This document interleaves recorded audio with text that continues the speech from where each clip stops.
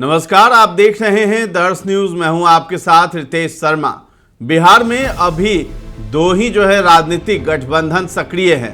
इनमें एक है जदयू भाजपा हम आरएलएम और एलजेपी के दोनों धड़ों को मिलाकर बना एनडीए।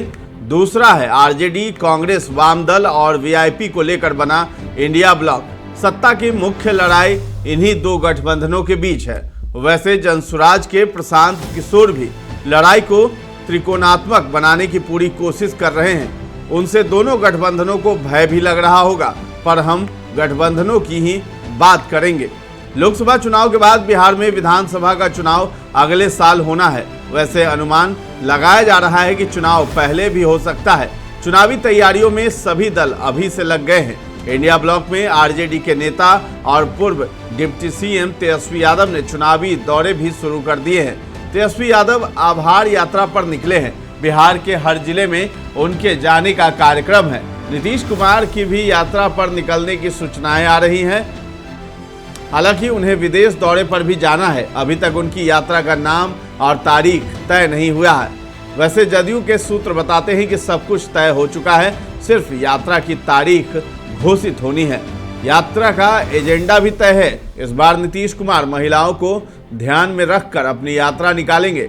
नीतीश कुमार को पूरा विश्वास है कि महिलाओं के लिए उन्होंने जितना किया है उसका लाभ अभी तक उन्हें मिलता रहा है, इसलिए अपनी यात्रा में वे महिलाओं से संवाद करेंगे।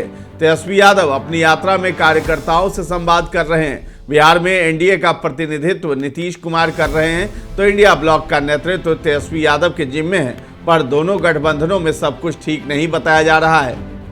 जैसी सूचनाएं आ रही हैं उस हिसाब से न एनडीए में एकता की गर्मजोशी दिख रही है और न इंडिया ब्लॉक में। इंडिया ब्लॉक की बात करें तो तेजस्वी यादव ने अपनी पार्टी आरजेडी के 21 ऐसे विधायकों को चिन्हित किया है जिनके इलाके में लोकसभा चुनाव में महागठबंधन के उम्मीदवारों को कम वोट मिले थे। उन्हें तेजस्वी ने सुधर जाने की वार्निंग भी दी है। संभव है कि उनमें कई का टिकट भी कट जाए। इसी तरह जानकारी मिल रही है कि कांग्रेस को भी इस बार आरजेडी पिछली बार जितनी सीटें देने को तैयार नहीं है। पिछले विधानसभा चुनाव में कांग्रेस ने 70 सीटों पर चुनाव लड़ा था, जीत सिर्फ 19 सीटों पर मिली। कांग्रेस के खराब प्रदर्शन को देखते हुए आरजेडी इस बार पिछली बार जितनी सीटें न देने का मन बना चुका है। वीआईपी के मुकेश सहनी के बारे में कई तरह की खबरें आती रहती हैं। एक सूचना ये भी है कि जदयू और भाजपा के लोग मुकेश सहनी के संपर्क में हैं। हालांकि सहनी अब भी तेजस्वी यादव के प्रति अपनी निष्ठा जाहिर करते हैं। वाम दल भी विधानसभा और लोकसभा चुनाव में अपने अच्छे प्रदर्शन की दुहाई देकर इस बार अधिक सीटें मांगे तो आश्चर्य नहीं। इंडिया ब्लॉक में एआईएमआईएम को शामिल करने की भी लालू प्रसाद यादव ने कोशिश शुरू की है। लालू की कोशिश तो चिराग पासवान को भी साथ लाने की है। चिराग का एनडीए में जो रुख है उसे देखकर लालू को उम्मीद है कि उन्हें इंडिया ब्लॉक का हिस्सा बनाया जा सकता है। इसलिए इंडिया ब्लॉक में भी इस बार सीटों के लिए खींचतान संभव है। ऐसे में कांग्रेस के बारे में ये जानकारी मिल रही है कि अलग चुनाव लड़ने पर भी वो विचार कर सकती है। अगर पप्पू यादव या उनकी पत्नी को बिहार की राजनीति में हस्तक्षेप करने का मौका मिला, जैसे कि चर्चा है, तो वे कांग्रेस को अलग लड़ने के लिए कह सकते हैं।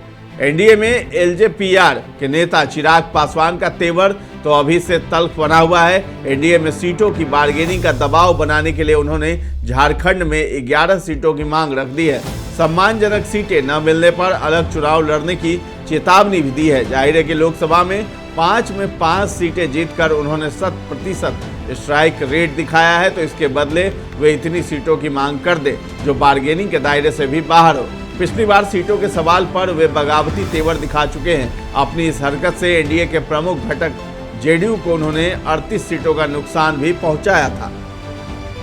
इसका दर्द तो अब भी नीतीश कुमार को सताता है। समय पूर्व चुनाव की उनकी भी इसीलिए मांग है। मांझी ने अभी तक मुंह नहीं खोला है, लेकिन आरएलपी सुप्रीमो और राज्यसभा के सदस्य उपेंद्र कुशवाहा ने कहा है कि लोकसभा और विधानसभा में सीटों के बंटवारे का फॉर्मूला एक नहीं होता है। साफ है कि वे ये कहना चाहते हैं कि लोकसभा में उनकी पार्टी को सिर्फ 1 सीट मिली थी, तो इस बार उतनी पर वे नहीं मानेंगे। एलजेपी राष्ट्रीय के प्रमुख पशुपति कुमार पारस भी एनडीए में इन दिनों काफ़ी सक्रिय हो गए हैं। उन्हें भी सीटें चाहिए ही होंगी। मतलब साफ है कि एनडीए में भी बहुत स्मूथ स्थिति नहीं है। तो कुल मिलाकर के ये महाभारत की लड़ाई शुरू हो गई है। इंडिया की बात कर ले या फिर एनडीए की बात कर ले, दोनों में जो है समानता, एकदम समान कार्य हो रहे हैं और लोगों में जो है जितने भी जो दल है, घटक दल है, उनमें आपसी जो सामंजस्य होना चाहिए वो नहीं बैठ रहा है और विवाद उत्पन्न हो सकता है सीट के शेयरिंग को लेकर के, क्योंकि 2025 में चुनाव होना है। हालांकि नीतीश कुमार चाहते हैं कि समय से पहले ही चुनाव हो जाए। अब देखना है कि समय से पहले चुनाव होता है, क्या होता है, किसको कितनी सीटें मिलती है, ये सब कुछ आगे रुख साफ हो जाएगा। फिलहाल इस खबर में इतना ही है। दर्श न्यूज के साथ बने रहें और अभी तक हमारे चैनल को आपने सब्सक्राइब नहीं किया है तो जरूर कर लें। धन्यवाद।